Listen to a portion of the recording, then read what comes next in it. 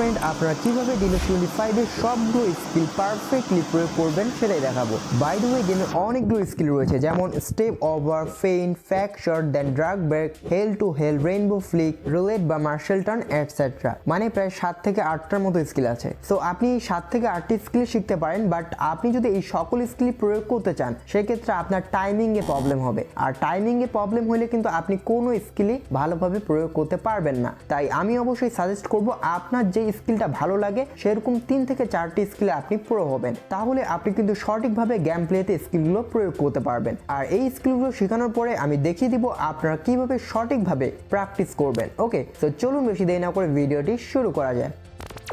Number 1 skill হচ্ছে rainbow Flick. So I hope আপনারা সকলে এই রেইনবো ফ্লিক স্কিলটা দিতে পারেন। সো আমি তারপর দেখিয়ে দিচ্ছি। জাস্ট আপনি এখানে উপরে সোয়াইপ করবেন, ঠিক আছে? তাহলে কিন্তু এই রেইনবো স্কিলটি হয়ে যাবে। দেখুন আমি উপরে সোয়াইপ করব, তাহলে কিন্তু হয়ে যাবে। এই যে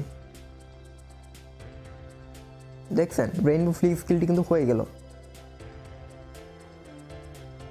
আর এখানে একটি পয়েন্ট আপনাদের অবশ্যই মাথায় রাখতে হবে, সেটা হচ্ছে সব সময় কিন্তু এই রেইনবো ফ্লিক স্কিলটি কার্যকর হবে না। আপনারা একটু লক্ষ্য করলে আপনাদের গেম প্লেতে এটা বুঝতে পারবেন। দেখবেন অনেক সময় কিন্তু প্লেয়ার লুজ করে এই রেইনবো ফ্লিক স্কিলটি, যখন আপনি নিতে যান তখন কিন্তু সে নিতে পারে না, কারণ আপনি সেই প্লেয়ারটাকে দিয়ে বারবার সেই স্কিলটি নিচ্ছেন। সো গেমের মধ্যে একটি প্লেয়ার রানিং অবস্থায় আপনি একের অধিকবার যদি রেইনবো ফ্লিক স্কিলটি নেন সেক্ষেত্রে সেই প্লেয়ারটি কিন্তু লুজ করবে। তাই অবশ্যই একবারই মাত্র সেই প্লেয়ারটাকে দিয়ে রেইনবো ফ্লিক স্কিল নেবেন। আর আরেকটি বিষয় মাথায় রাখবেন, সেটা হচ্ছে প্লেয়ারের হেলথ। যদি প্লেয়ার্সের হেলথ কমে যায় সেক্ষেত্রে সেই প্লেয়ারটাও কিন্তু এই রেইনবো ফ্লিক স্কিল নেওয়ার সময় লুজ করবে। তাই অবশ্যই যেই প্লেয়ারের হেলথ বেশি সেই প্লেয়ার দিয়ে খেলবেন। ওকে, অ্যান্ড সেকেন্ড স্কিলটি হচ্ছে রুলেট বা মার্শাল টার্ন। সো এই রুলেট বা মার্শাল টার্ন স্কিলটি নেওয়ার জন্য আপনি জাস্ট অপোজিট সাইডে অর্থাৎ নিচের দিকে সোয়াইপ করবেন।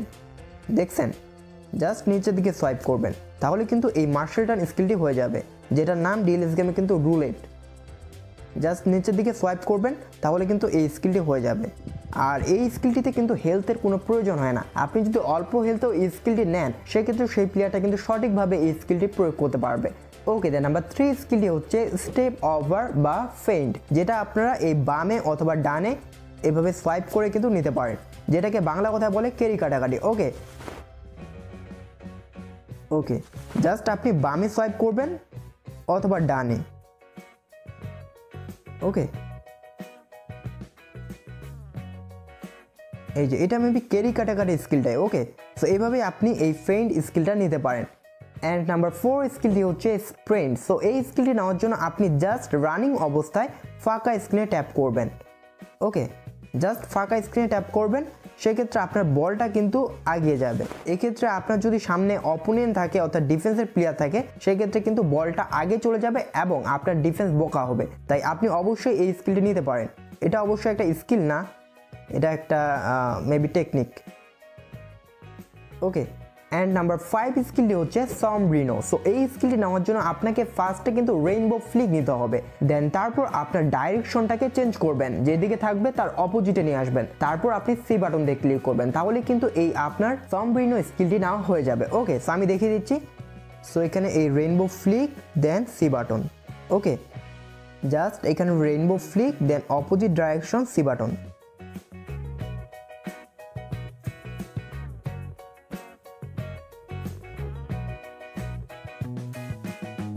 ওকে, দেন নাম্বার 6 স্কিলটি হচ্ছে সেকেন্ড অ্যাটাক। যদি আপনারা অ্যাটাকিংয়ে যান কুইক কাউন্টারের ক্ষেত্রে এই স্কিলটি কিন্তু অনেক বেশি কার্যকর। সো এটা নেওয়ার জন্য আপনি যখন বল নিয়ে রানিংয়ে থাকবেন তখন জাস্ট ফাঁকা স্ক্রিনে ট্যাপ করে থাকবেন, তাহলেই হয়ে যাবে। ওকে, জাস্ট আপনি প্রেস অ্যান্ড হোল্ড করবেন, তাহলে কিন্তু এটা হয়ে যাবে। দেখুন এই প্লেয়ারটা কিন্তু আগে আগে চলে যাচ্ছে, তাই না? তো এটাই কিন্তু সেকেন্ড অ্যাটাক। মিনস আপনি ফার্স্ট ম্যান যে বল নিয়ে যাচ্ছেন অ্যান্ড তারও আগে একজন প্লেয়ার সেকেন্ড ম্যান হয়ে অ্যাটাকিংয়ে যাচ্ছে। তো এটা কিন্তু অনেক বেশি আপনাকে হেল্প করে থাকে। আর এটা মনে রাখবেন, অবশ্যই সব সময় কিন্তু এটা অ্যাপ্লাই করবেন না। যখন দেখবেন আপনি আগে রয়েছেন বাট আপনার প্লেয়ারগুলো পিছনে, সেক্ষেত্রে আপনি এই স্কিলটি প্রয়োগ করতে পারেন, বাট তারপরে একটু সেন্সিটিভ থাকবেন, কারণ এতে কিন্তু অফসাইড হওয়ার চান্সটা অনেক বেশি।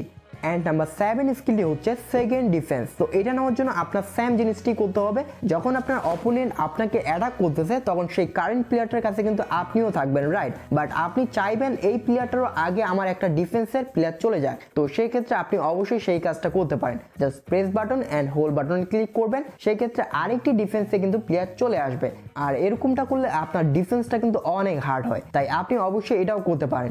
বাট সব সময় কিন্তু এটা করতে যাবে না, ঠিক আছে? মাঝে মধ্যে করবেন, অ্যান্ড যখন এটা মনে হবে যে করা দরকার তখনই করবেন। I hope clear. And number 8 স্কিলটি হচ্ছে রাবনা কিক বা হেল কিক। সো এটা দেওয়াটা অনেক সিম্পল, জাস্ট আপনাকে বি বাটন দিয়ে ক্লিক করতে হবে and double touch. Okay, so আমি এখানে দেখিয়ে দিচ্ছি আপনাকে। জাস্ট আমি এখানে বি বাটন দিয়ে ক্লিক করবো অ্যান্ড ফাঁকা স্ক্রিনে ডবল টাচ।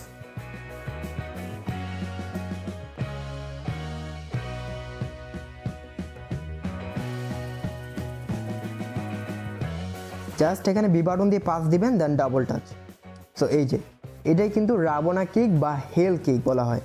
এখন কথা হচ্ছে এই স্কিলগুলোর বাইরেও কি আরও স্কিল আছে? হ্যাঁ, অবশ্যই রয়েছে, যেমন ড্রাগ ব্যাক রয়েছে, তারপর ফ্যাক শট রয়েছে। সো এই টাইপের অনেকগুলো স্কিল রয়েছে, তবে এই স্কিলগুলো কিন্তু ডিএলএস গেমের মধ্যে সঠিকভাবে অ্যাপ্লাই হয় না, তাই আমি সেই স্কিলগুলোকে অ্যাভয়েড করলাম। তবে অ্যাপ্লাই কিন্তু হয়, কিন্তু সঠিকভাবে অ্যাপ্লাই হয় না। আর এখন যে 7 থেকে 8টা স্কিল আমি দেখিয়ে দিলাম, সেগুলো কিন্তু সবগুলোই অ্যাপ্লাই করবেন না। আপনি পছন্দ অনুযায়ী 2 থেকে 3টা স্কিল চুজ করুন, দেন সেগুলোতেই মাস্টার হন, তাহলে আপনি বেটার টাইমিং করতে পারবেন।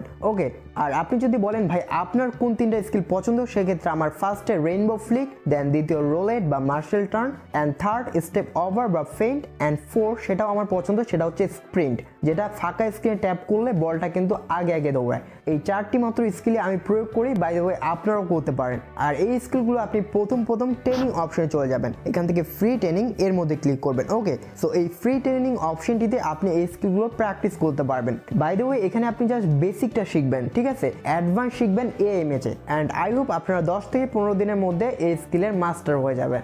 সো আরেকটু ভালো করে দেখতে ভিডিওটি কন্টিনিউ করুন।